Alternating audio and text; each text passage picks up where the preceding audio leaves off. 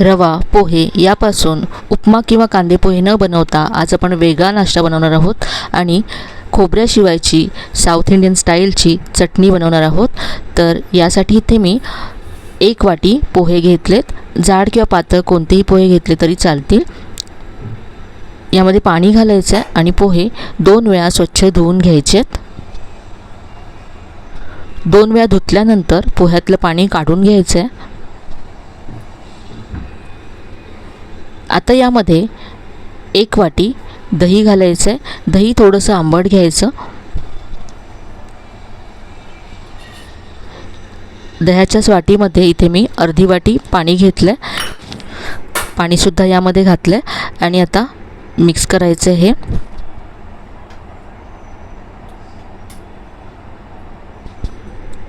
आता हे असंच बाजूला ठेवून द्यायचं आहे म्हणजे पोहे सॉफ्ट होतील।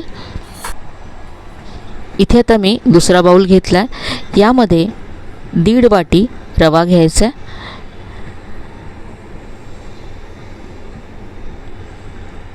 एक आणि ही अर्धी वाटी। तर इथे तुम्ही जाड किंवा बारीक कोणताही रवा घेतला तरी चालेल। रवा भिजेल इतकं यामध्ये पाणी घालायचं आहे।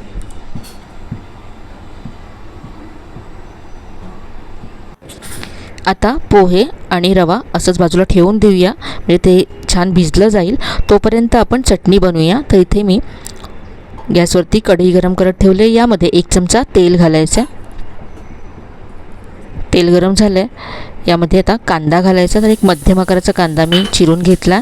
याबरोबर 5 ते 6 लसणीच्या पाकळ्या घालायच्या आणि आता कांदा सॉफ्ट होईपर्यंत हे परतून घ्यायचं आहे। तर या चटणीमध्ये आपण खोबरं वापरणार नाही आहोत। साऊथ इंडियन स्टाईलची खूप मस्त अशी ही आंबट आणि थोडीशी गोड अशी चटणी होते। यामध्ये मी चिंच घातली। गॅस बंद केला आणि यामध्ये मी आता लाल तिखट घातलं। तर याला रंगसुद्धा छान आहे आणि थोडंसं तिखटसुद्धा आहे। याबरोबरच थोडंसं यामध्ये गूळ घालायचं आहे।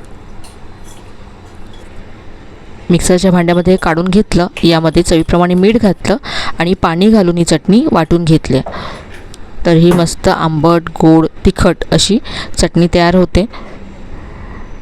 चटणी तयार आहे। आता आपण पुढची कृती करूया। तर इथे रवा आणि पोहे दोन्ही छान भिजलं गेलं। आता हे वाटून घ्यायचं आहे। तर मिक्सरच्या भांड्यामध्ये काढून घेते। तर इथे मी थोडासा रवा काढून घेतला। यामध्येच पोहे काढायचे।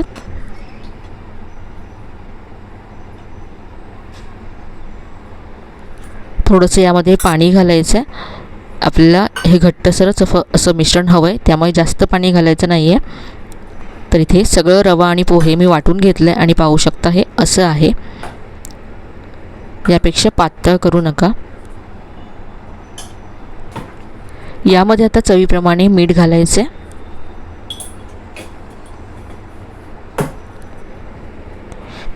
तर यापासून आता आपण स्पॉन्ज डोसा बनवणार आहोत। हे पीठ आता तयार आहे। तर या सगळ्या पिठाचे मी आता डोसे बनवणार नाही आहे त्यामुळे यातलं अर्धं पीठ मी इथे दुसऱ्या बाउलमध्ये काढून घेते। आपण 1 कप पोहे आणि 1.5 कप रवा असं साहित्य घेतलं। त्यामध्ये साधारण 10 डोसे तयार होतात। आता यामध्ये अर्धा चमचा इनो फ्रूट सॉल्ट घालायचं आहे। त्यावरती थोडंसं पाणी घातलं, मिक्स करून घेतलं। आता लगेचच याचे आपण डोसे बनवूया। इथे मी गॅसवरती तवा गरम करत ठेवला होता। यावरती थोडंसं तेल लावायचं आहे। तवा छान असा कडकडीत गरम आहे। आता गॅसची फ्लेम मीडियम करायची आहे आणि यावरती 1 ते 1.5 चमचा हे पीठ घालायचं आहे आणि हे जाडसरच ठेवायचं, जास्त पसरवायचं नाही आहे। आता यावरती झाकण ठेवायचं आहे आणि वरून ड्राय होईपर्यंत हा डोसा भाजून घ्यायचा आहे। तर इथे पाहू शकता खूप छान याला जाळीसुद्धा आली आहे। वरून डोसा ड्राय झाला आहे म्हणजे हा खालच्या बाजूने सुद्धा भाजला गेला आहे। तर आता आपण हा काढून घेऊया। उलटायची गरज नाही आहे। पाहू शकता अगदी मस्त जाळीदार असा आपला हा स्पॉन्ज डोसा तयार झाला आहे।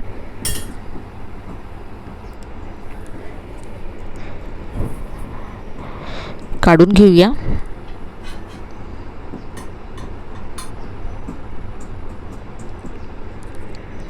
तर इथे मी आता दुसरा डोसासुद्धा बनवून घेते. एकानंतर एक झटपट असे हे डोसे तयार होतात.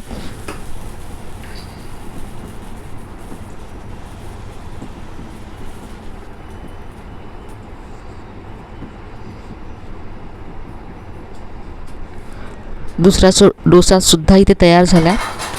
काढून घेऊया.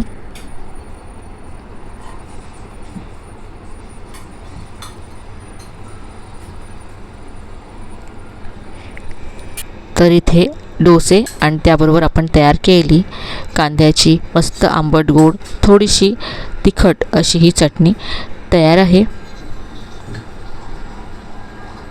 तर हा मस्त असा इन्स्टंट नाश्ता तुम्हाला नक्कीच आवडेल.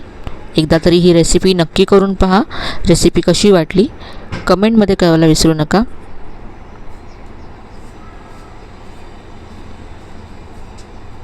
रेसिपी आवडली असेल तर व्हिडिओला लाईक करा, शेअर करा. चॅनलला अजून सबस्क्राईब केलं नसेल तर नक्की सबस्क्राईब करा. चला तर मग पुन्हा भेटूया अशा छान छान आणि नवीन नवीन रेसिपीसह. तोपर्यंत धन्यवाद.